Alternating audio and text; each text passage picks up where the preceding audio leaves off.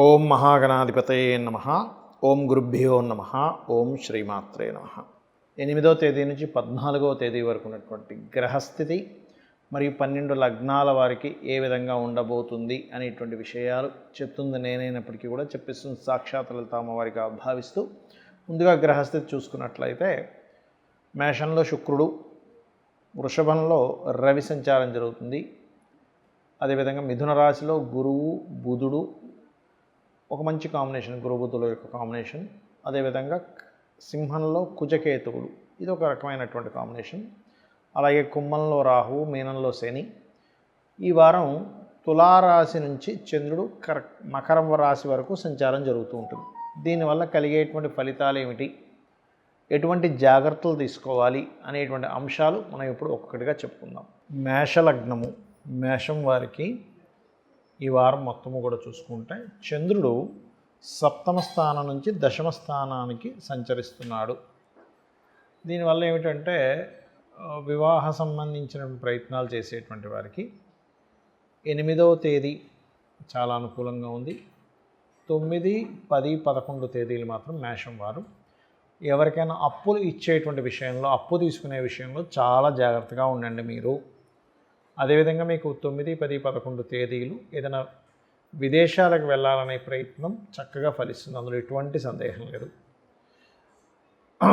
12, 13 తేదీలు కనుక చూసుకున్నట్లయితే ఈ టైంలో మాత్రం పార్ట్నర్షిప్స్ ఇట్లాంటి విషయాలు ఏమి మాట్లాడకండి, కాకపోతే కొంత ప్రయాణ సూచనలు చూపిస్తున్నాయి. ఇక 14వ తేదీ మీరు ఏదైనా ప్రాపర్టీ తీసుకోవడానికి, ఏదైనా కొనుగోలు చేయడానికి చాలా అనుకూలంగా ఉంది.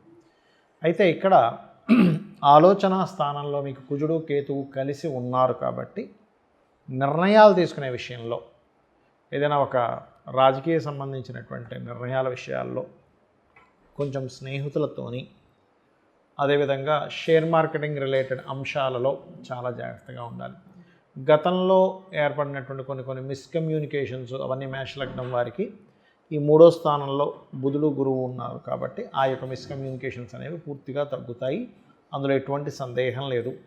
విదేశాలకు వెళ్ళి అక్కడ ఏదైనా ప్రయత్నం చేద్దామనుకునేటువంటి వారికి అనుకూలంగా ఉంది. మరియు ఆన్లైన్లో బిజినెస్ చేసేటువంటి వారికి ఇప్పుడున్నటువంటి గ్రహస్థితి చాలా చక్కటి అనుకూలము. సంతానం కోసం ప్రయత్నం చేసేవారు పంచమ స్థానంలో పిశాచ యోగం ఉన్నందుకు ప్రస్తుతం కాస్త జాగ్రత్త వహించాలి, ఇది గుర్తుపెట్టుకోండి.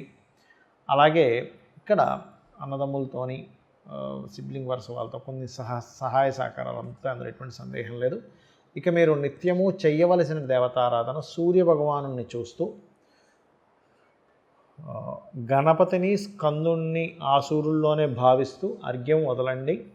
నవగ్రహాల్లో కుజకేతు గ్రహాల దగ్గర దీపారాధన చేయండి. గోవులకి క్యారెట్స్, గ్రాసము తినిపించండి, అన్ని విధాలా బాగుంటుంది. చాలామందికి కొన్ని అపోహలు ఉన్నాయండి.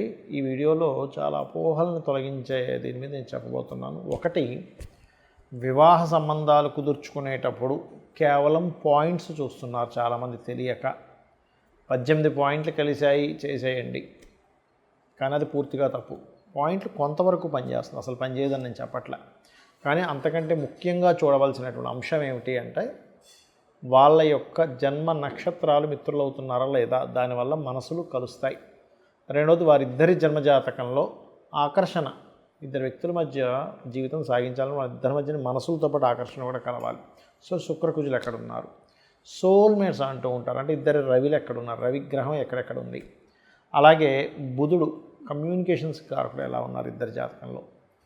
ఆ రకంగా ప్రతిదీ జీవుడు, కర్మ, రాహు, కేతువులు కాలమోక్ష కారకులు, ఇవన్నీ చెక్ చేసుకొని దీంతోపాటు ప్రధానంగా మనం చూడవలసింది ఏమిటంటే అమ్మాయి జన్మజాతకంలో, ఉదాహరణకి అమ్మాయినిచ్చి ఒక అబ్బాయికి చేస్తున్నాం, అప్పుడు అబ్బాయి జన్మజాతకంలో వివాహ జీవితం ఎలా ఉంది, లగ్నం ఎలా ఉంది, ప్రధానంగా ఆయన ఏమైనా శాడిస్ట్గా ఉన్నాడు అబ్బాయి. ఇది అమ్మాయికి కావచ్చు, అబ్బాయికి కావచ్చు, ఇవాళ రేపు ఇద్దరు ఒక రకంగానే ఉంటున్నారు. సో శాడిస్టిక్ నేచర్స్ ఏమైనా ఉన్నాయా వాళ్ళ లగ్నంలో, లగ్నం బాగుందా, ప్రేమపూర్వకంగా ఉంటారు, ఇవి ఫస్ట్ చెక్ చేయాలి. కొంతమంది తట్టుకునే శక్తి ఉంటుంది, వాళ్ళ అవతల వాళ్ళంతా గట్టిగా ఉన్నా కూడా, అప్పుడు పర్లేదు.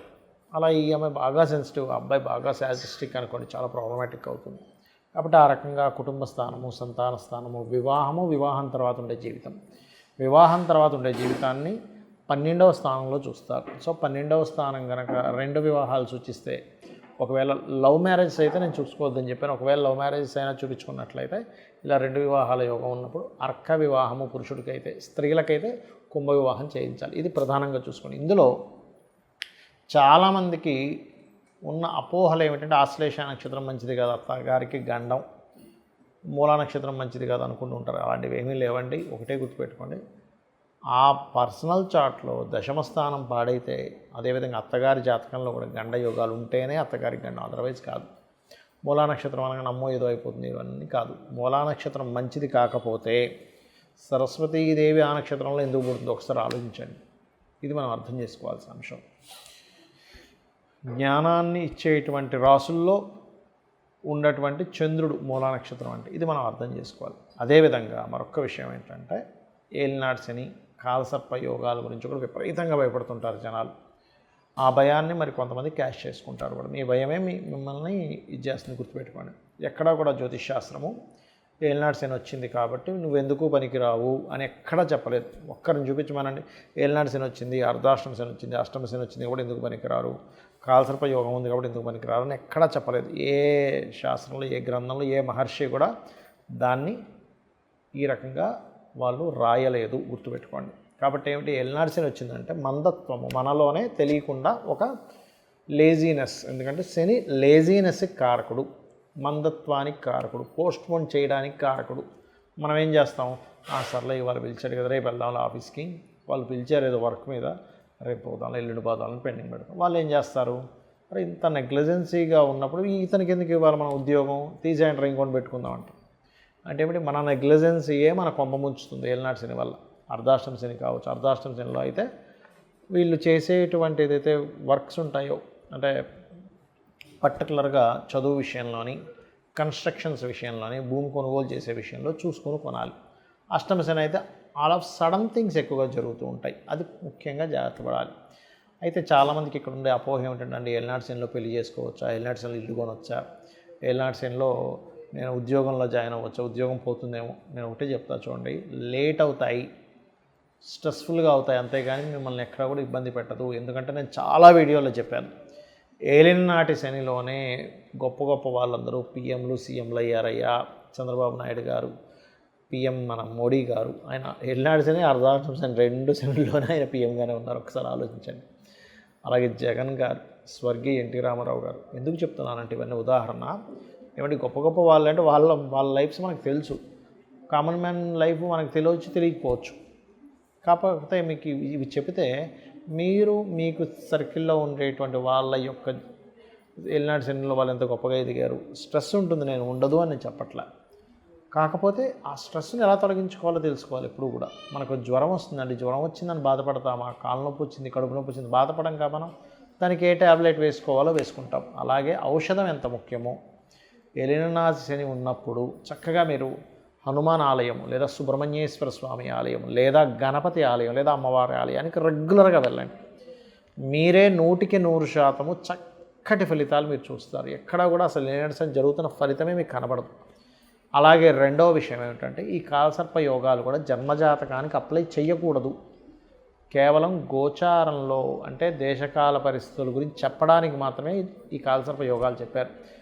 ఇది భయపెట్టేసి మీరు భయపడిపోయి అమ్మో ఏదో అవుతుందని అనుకుంటున్నారు. దీనికి ఒకవేళ సరే మీకు అంతగా భయం ఉంది, చక్కగా మీరు ఏం చేస్తారంటే రోజు కాలసర్ప యోగం ఉందనుకుందాం, అది పనిచేయదని చెప్తున్నా, అయినా మీ భయం పోగొట్టడని చెప్తున్నా. గణపతిని, దుర్గని అనుక్షణం తలుచుకోండి, మీకు ఆ దోషమే ఉండదు. ఒకటి. రెండవది, రాహుకేతువుల దగ్గర దీపారాధన చేయండి. ఇంకా ఎక్కువ ఉందండి, మీకు తెలియట్లేదు. కొంతమంది అంటుంటారు, అయ్యా నీకు దానివల్ల కాదు అంటే, లేదండి నాకు చాలా ఇబ్బంది పడ్డాను, నాకు కాలసర్ప దోషం వల్లే అంటూ ఉంటారు ఎంత చెప్పినా కూడా. అలా ఉంటే చక్కగా 6 నెలలకు ఒకసారి కాళహస్తి వెళ్ళండి. ఆ ఈశ్వరానుగ్రహము, రాహుకేతువుల యొక్క అనుగ్రహంతో మీకు అనుకున్న పనులు అనుకున్నట్టుగా అవుతాయి. ఎందుకంటే మెగాస్టార్ చిరంజీవి గారికి కూడా ఉంది కాలసర్ప యోగము, కాబట్టి అది కూడా ఎక్కడ మిమ్మల్ని ఆపదు. జ్యోతిష్శాస్త్రం అనేటువంటిది మార్గనిర్దేశం చేసుకోవడానికి ఉంది.